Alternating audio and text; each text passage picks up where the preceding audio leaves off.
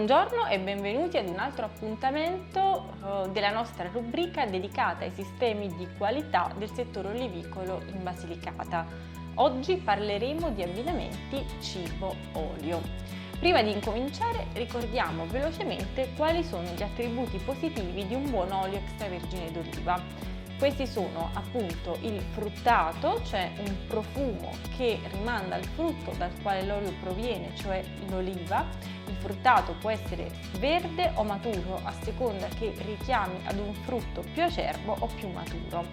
Gli altri due attributi positivi dell'olio si percepiscono invece non all'olfatto ma al gusto e sono l'amaro e il piccante. Una prima tipologia di abbinamento è il cosiddetto abbinamento per concordanza. La teoria è molto semplice: abbineremo un olio extravergine d'oliva dal fruttato leggero con amaro e piccante poco persistenti a piatti dalla struttura leggera, quindi piatti delicati. Abbineremo un olio extravergine d'oliva dal fruttato intenso con amaro e piccante molto persistenti a piatti più elaborati con una struttura più complessa. Quindi, per esempio, possiamo abbinare un olio extravergine d'oliva, secondo questa teoria, possiamo abbinare un olio extravergine d'oliva dal fruttato leggero a pesce, a crostacei, ma anche a dolci e gelati, insalate. Oppure possiamo abbinare un olio extravergine d'oliva dal fruttato medio a verdure come asparagi e carciofi, a tartare, carpacci, ma anche ad esempio formaggi freschi.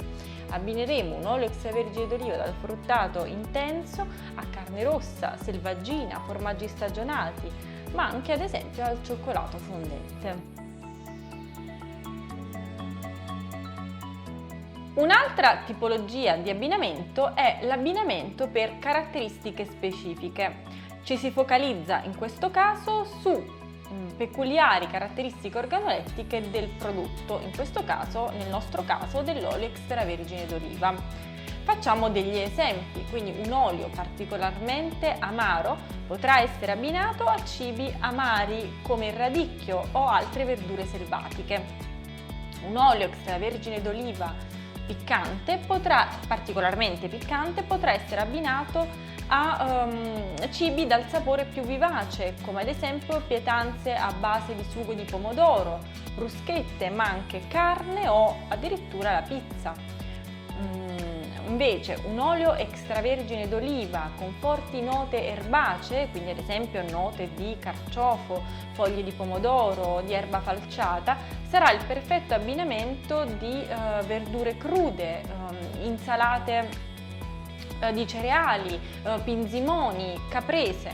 Un olio extravergine d'oliva invece con delle note dolci, come ad esempio mandorla, banana, potrà essere abbinato a pietanze più delicate come carni bianche, pesce, crostacei, frutti di mare, ma anche dessert e gelati.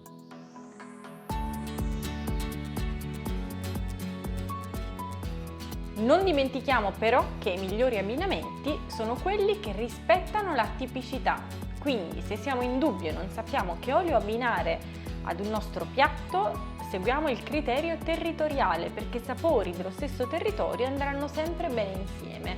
Quindi, per esempio, che cosa abbinare agli oli della tradizione lucana, quindi l'olio extravergine d'oliva, Vulture DOP e l'IGP olio lucano, ovviamente piatti della tradizione, come carne, baccalà, peperone crusco, formaggi, in particolare il pecorino, zuppe di legumi, ma anche fragole, il tutto accompagnato da un buon vino rosso.